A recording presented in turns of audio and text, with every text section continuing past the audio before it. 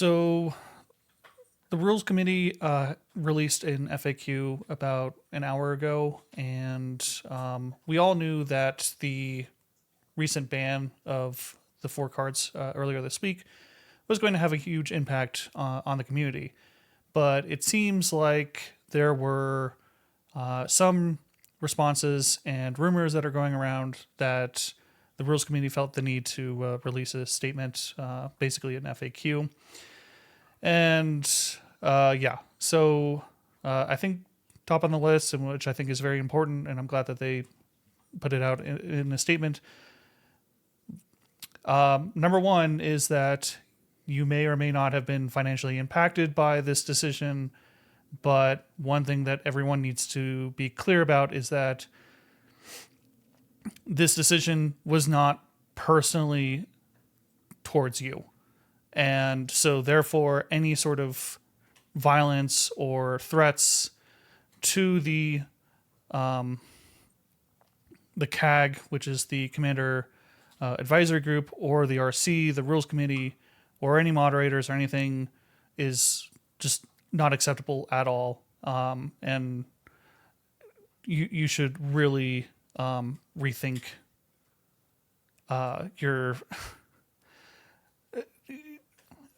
your priorities if you really feel feel that way. So they did go through some questions here, and we'll just kind of go through them really quickly. If this FAQ is up on X, formerly known as Twitter, if you want to take a look yourself, but we're just going to kind of go through it. So did the Rules Committee sell any of their cards before banning to avoid any loss of value? That's a fair question, but I have a general feeling that,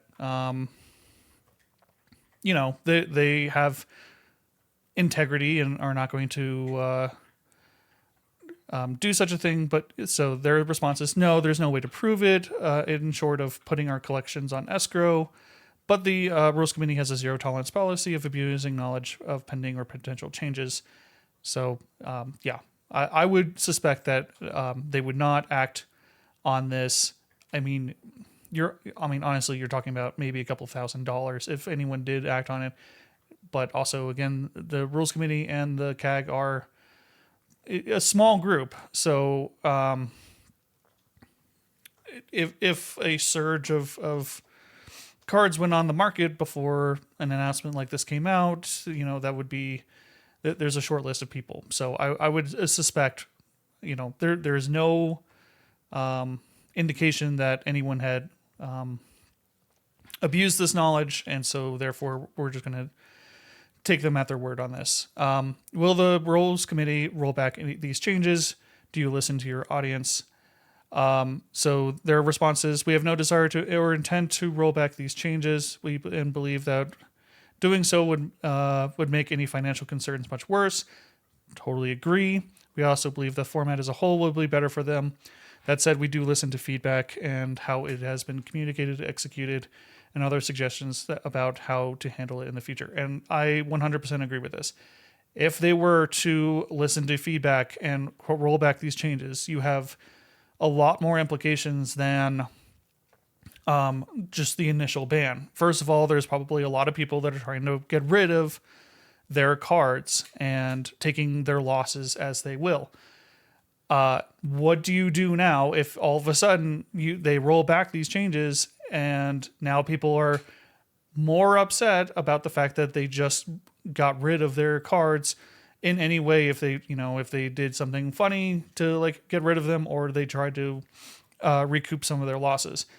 The other thing is that this would immediately just completely destroy the integrity of the Rules Committee. Because all of a sudden now you have people that say, oh, this was banned, but they're just, they may just pull that back if we just yell loud enough. Well, then what's the point of the Rules Committee at that point? So I suspect that I'm going to take them at their word. They will not roll back these, and we'll have to adjust. I don't personally have any of these cards, so this is not impacting me, but I do play with several people at my LGS that do play with a lot of, especially Dockside. That is a very popular card. And even if I did have a Dockside or a Mana Crypt, I'm one of those players that if I try to balance the power of my decks, and if I just have one of them, like I would want to have it in every deck. They are that powerful of cards that, and I don't want to put in that much financial value in my decks. So I wasn't really willing to do anything about it. And so like, even if I had one, like I have a One Ring, it's in my binder. If they ban it, like, so be it. Why didn't you give advance notice of this change? So they say, we'll own this one. This could have been done much better. Our policy about advance notice has been for many years to avoid muddying the waters and giving advance warning about what we're planning to ban. We used to have a watch list, but it caused noticeable grief if it wasn't acted on, slowed down our ability to react if we saw a problem, and shifted the losses to less enfranchised players who were less aware. So I do kind of agree. Like, I think their first point is probably the strongest one. If they said, "Hey, we're looking at Dockside. We're looking at these 3 cards or 4 cards," and then they made a ban announcement. So demand slowed down on them, or people started selling off because they thought, okay, they're looking at them, they're probably going to ban them, and then they didn't. That certainly can cause like a lot of confusion. So I kind of get where they're going with this.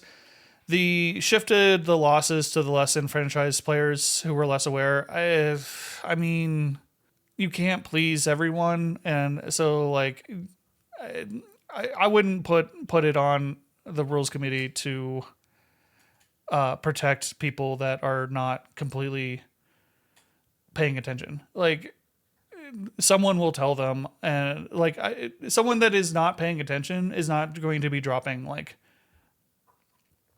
huge amounts of money on specific cards. And if they're playing with a banned card that isn't $100, $200 card, whatever, and then they slap it down at their LGS, and then someone tells them, oh, that card's banned. Like, I mean, that's not a huge financial risk for them. So like, I don't kind of agree with that, but I understand what they're trying to say.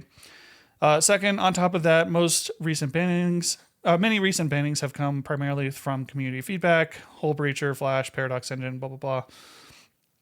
So there was public awareness in advance. That doesn't mean that wasn't the case with Golos, and there were some objection to that surprise, but it was borne out as a good ban. Lastly, discussing potential pending bans with more people increases the chance of leaks, which is absolutely fair. You don't want to expose this. Like, there's a reason why the rules committee is a very small group, because you don't want to have leaked information, because those people don't necessarily have the integrity that we're talking about, where they may act on that information and then they start selling those cards en masse, and therefore you start having a problem. So yeah, I 100% agree with that. In the case of the September 2024 bans, though the financial impact of this change justified more discussion or community awareness ahead of time, keeping details secret to avoid leaks was important, but discussing the concept openly, would have been worth it. So yeah, I agree. Like, you don't want to spread this information around. It causes confusion.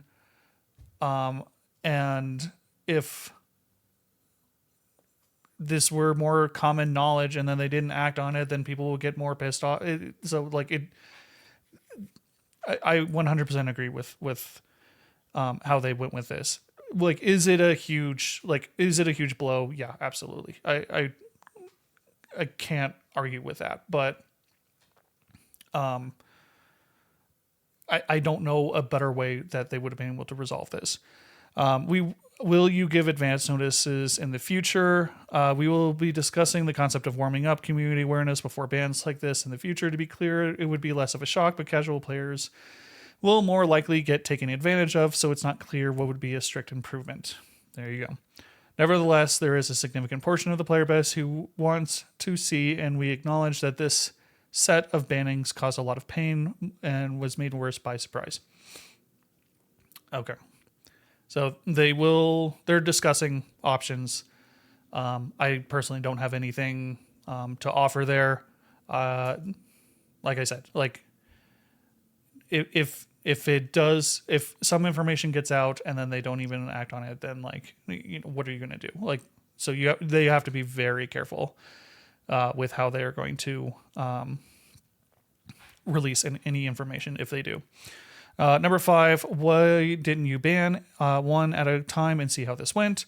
The decision to ban multiple cards at the same time was based on the belief that it sends a stronger message about what we're trying to achieve, which I presume is the, just giant mana acceleration. Agree with the goal or not, a slow drip would have diluted the impact, and if the problem is real, then we wanted to act decisively. Sure. Like we understand completely. Their intent is that they wanted to get rid of those giant impact cards. Again, that kind of like dilutes why Soul Ring is still around, other than it is iconic.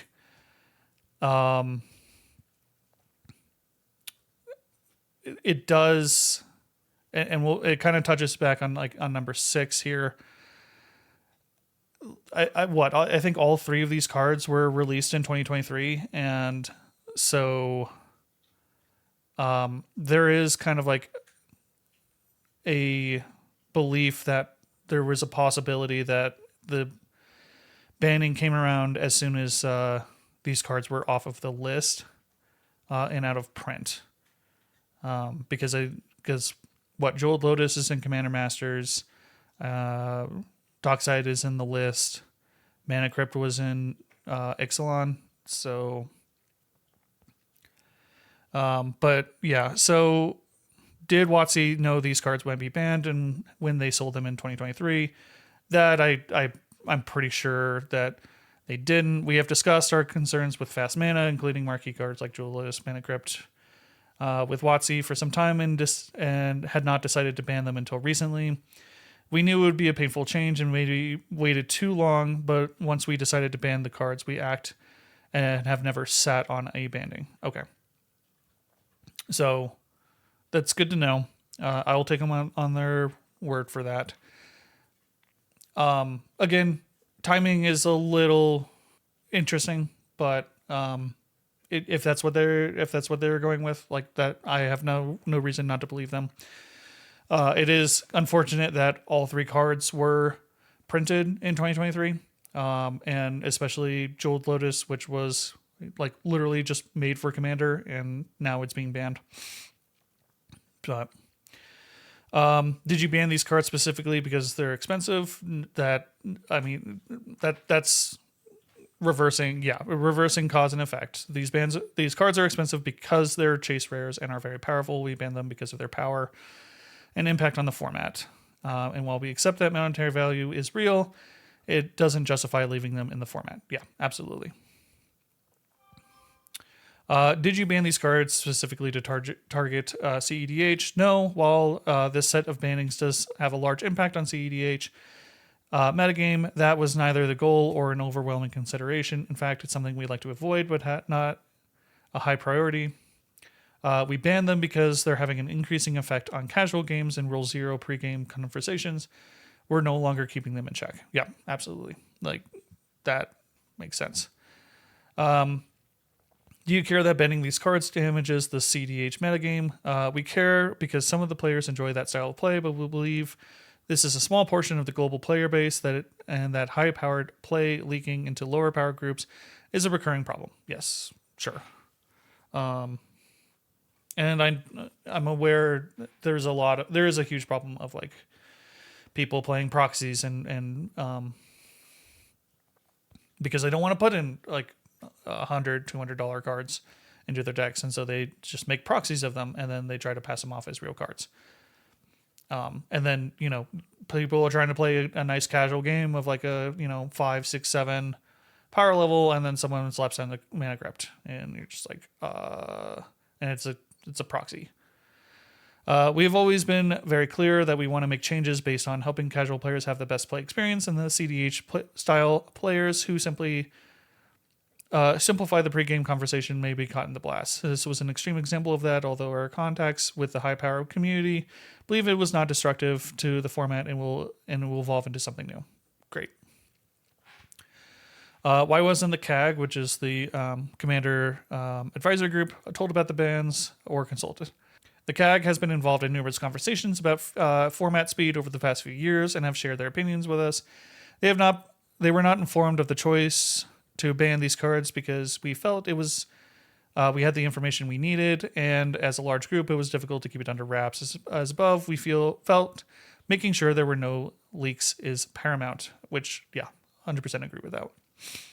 Are other expansive cards safe from being banned? Yes, but not absolutely beyond reproach. We're not going to paint ourselves into a corner and say that we'll never ban expensive cards, but we can categorically say that we do not want to ban cards that stables are part of Commander. The card pool is incredibly large, and that we will try to keep the format stable going forward unless those cards are causing larger problems. So there you go. And now we have the reasoning behind each individual card ban. I don't think that there's anything new here. Just accelerating 4+ treasures on as early as turn 2. Jolt Lotus accelerates big commanders. Mana Crypt, just Mana Crypt. And Nadu just being a terribly built card. So there you go. I hope this sheds some light on their belief on why they banned these cards, and that we can all agree that any sort of being a keyboard warrior or violent acts or anything, threats, is just beyond the pale. Don't do it. They didn't do it to you personally. They are, they're trying to look out for the greater community, and I agree for the most part of these changes in these bans. So I love playing Commander. I really do enjoy it. I play it every week at my LGS and online, and I hope to continue playing it for years to come.